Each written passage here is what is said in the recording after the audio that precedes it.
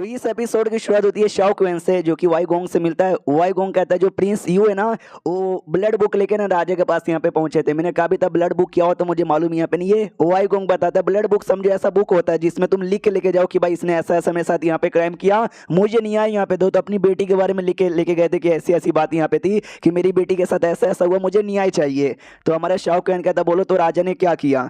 जो सुनते ये कहता है कि वेल राजा ने क्या किया होगा, तो अनुमान लगा। हमारा शाओ क्वेन कहता है कि शायद उन तीनों को सजा के लिए पूछताछ करने के लिए बुलाया होगा। हमारा वाई गोंग कहता ना बिल्कुल ना, राजा को भतीजी लगती थी तो राजा को भी बहुत ही गुस्सा यहाँ पे था कि बंदों को बुलाओ पूछताछ करो, इसमें बहुत ज्यादा टाइम यहाँ पे लगेगा। डरे के ना उनको अरेस्ट यहाँ पे करवाया और अरेस्ट करवाने के बाद ना सजा यहाँ पे दे दिया कि खानदान पूरा का पूरा यहाँ पे खत्म। तो हमारा मैं कटर समझ जाता खानदान खत्म मतलब पूरा खानदान खत्म, उनकी फैमिली का जो भी मेंबर है ना हर मेंबर यहाँ पे मारा जाएगा। हालांकि जो युआन यहाँ पे था जिसका बेटा मारा गया, बाप मारा गया, पूरी फैमिली को वैसे भी सारे लोग यहाँ पे मारे गए थे। कुछ लोग यहाँ पे बच के भाग चुके थे, जो लोग भागे होंगे ना उनको भी पकड़ के उनको मारा जाएगा। और बाकी दोनों जो वांग और जांग है ना उनके भी परिवार वालों को यहाँ पे मरवाया जाएगा। इन परिवार के बारे में हल्का सा बताओगे क्या। वाई गोंग कहता है जो जांग मिनिस्टर ऑफ वॉर और वांग जो एक और मिनिस्टर यहाँ पे था, ये दोनों वैसे भी किंग यू को बिल्कुल भी लाइक यहाँ पे नहीं करते थे। इसको रास्ते से हटाने के लिए उन्होंने बेटी को देख सकते क्या क्या किया था। और यही बात जो ये पिंग युआन यहाँ पे था वो एंड में आके मिला था। इन शॉर्ट ये तीनों ही मिल चुके थे इस किंग यू की बैंड यहाँ पे बजाने के लिए, लेकिन एंड में उन्होंने प्रिंसेस के साथ बुरा किया जिसके चक्कर में आज एक्सपोज हो गए और इन तीनों को सजा मिली। हमारा मैं कटा कहता वो तो ठीक है, लेकिन मैंने केस यहाँ पे सॉल्व किया था, मेरा क्या, मेरे बारे में राजा ने क्या बोला।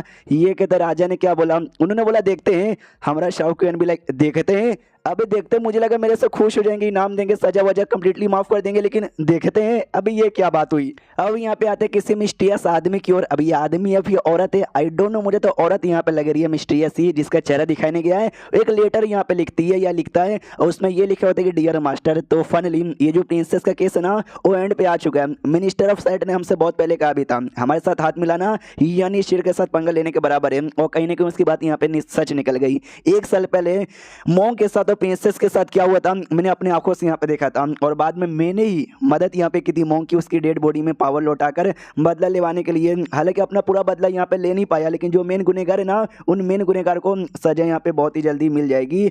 और उसके अलावा कुछ और भी बातें थी जो आपको यहाँ पे बताना है, जैसे कि भाई ये दोनों सेड के लीडर और फीमेल नेशनल टीचर, वो इस देश की ना दो सबसे पावरफुल बंदे यहाँ पर आते हैं। लेकिन कमाल की बात है क्या, इस केस के अंदर उन्होंने लिटरली 1% का भी ये नहीं कंट्रीब्यूशन किया। चुपचाप है ना वो दोनों आराम से बैठ के अपने काम धंधे पे ध्यान यहाँ पे दे रहे। यहाँ तक कि सेड के लीडर ने तो बीमार होने का नाटक कर दिया ताकि कोई और उसको फोर्स वगैरह बिल्कुल भी ना किया जाए। जो राजा यहाँ पे था, राजा पक्का भाई कुछ ना कुछ यहाँ पे करता, तो सबको लगा नाइट वॉचर से लेता या कुछ ना किसी बंदे का सपोर्ट मांगता। उसने नाइट वॉचर का सपोर्ट यहाँ पे लिया और ये नाइट वॉचर बड़ा कमाल का निकल गया, बड़ा चालाक यहाँ पे निकल गया, जिसको है ना काफी सारी बातों के बारे में आइडिया लग गया। मास्टर यहाँ तक कि आपके बारे में भी अनुमान लग गया, तभी तो वो कोठे पे बार बार यहाँ पर आता। जब इतनी बार आ ही रहता तो हम लोग पकड़ में ना जाए, इसके लिए हमारी जो फीमेल डेमोन यहाँ पे थी फॉक्स वाली, उसको हमने हवाले कर दिया और पकड़वा यहाँ पे दिया। सॉरी मास्टर की बेसिकली मुझे पकड़वाना पड़ा, लेकिन देखिएगा इससे हमको ही बाद में फायदा होगा।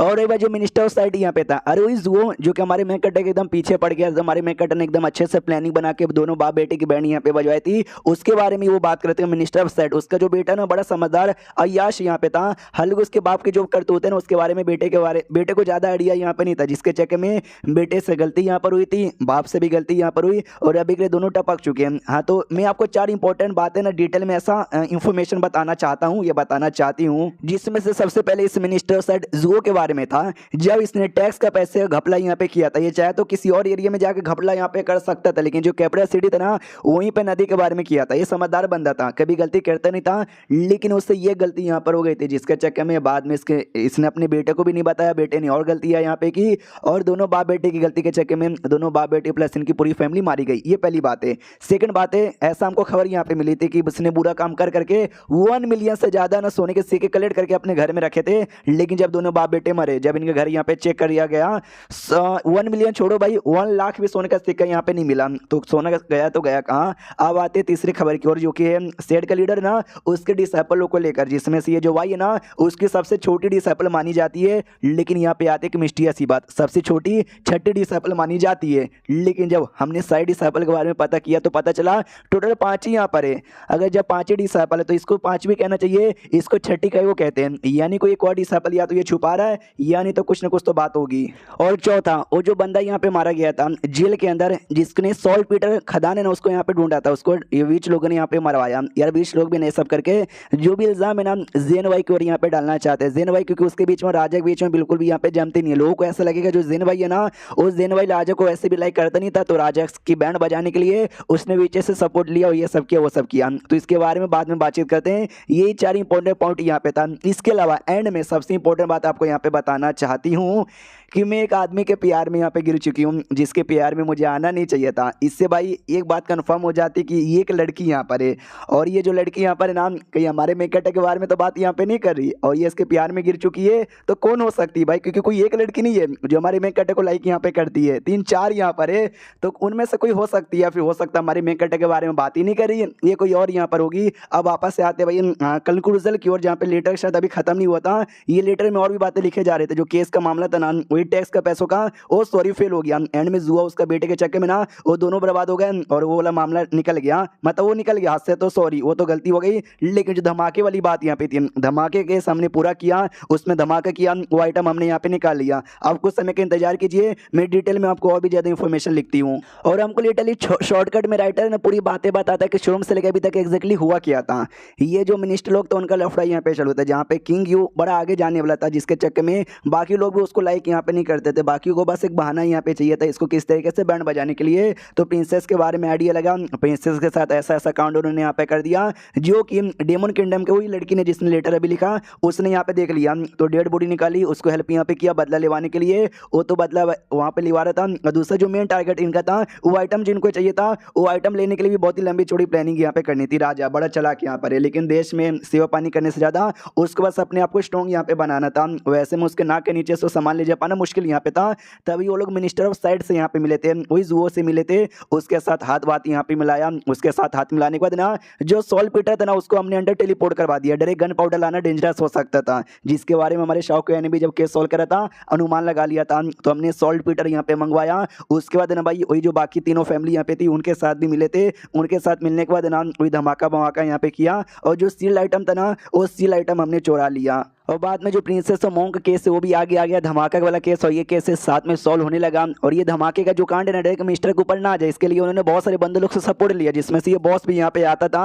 लेकिन एंड में ये बॉस यहाँ पे भाग गया और बाकी जो भी थे ना बाकी जो भी बंदे थे बाकी बंदों को टपका यहाँ पे दिया गया। दूसरा जो मिनिस्टर यहाँ पे था उसके ऊपर इल्जाम लगाने की कोशिश की गई थी, वो हो सकता है कि शाओकिन बड़ा समझदार यहाँ पे था, वो शक यहाँ पे नहीं गया। जेन पाई पे भी इल्जाम लगाने की कोशिश यहाँ पे की गई थी जिसपे हल्का सा शक यहाँ पे गया था, लेकिन शाओकिन समझदार है, उसको आइडिया लग गया इसके होने के चांसेस बड़ा कम यहाँ पे था। तो उसके ऊपर ध्यान ना देके जो बाकी केस था ना बाकी केस पे धीरे धीरे वो ध्यान देने लगा। और जैसे वो भागने की खबर यहाँ पे मिली और वैसे ही उसने को भाई रिलेशन मालूम चल गया, टेम्पल के पास यहाँ पे गया तो वही कहानी मालूम चला, फिर ये हुआ वो हुआ और एंड में वही पकड़ा यहाँ पे गया। ये सब होने के बाद ना दो चीजें अभी भी बहुत ही ज्यादा अनक्लियर यहाँ पर है, जिसमें से पहली चीज ये आती है कि वेल ये जो है ना भाई सामान एग्जैक्टली क्या था सील भाई। सबसे पहले ये शक हुआ कि भाई वो पहले जनरेशन का वो हो सकता है, लेकिन नहीं, और अब लगता है कि कुछ और यहाँ पे हो सकता है, वो अभी तक ना क्लियर यहाँ पे नहीं हो। सेकंड ये जो है भाई सेट का लीडर वो आराम से चुपचाप बैठा का होता, उसके पीछे भी पहले रीजन हो सकता है, उसको लिटरली कोई फर्क यहाँ पे नहीं पड़ता।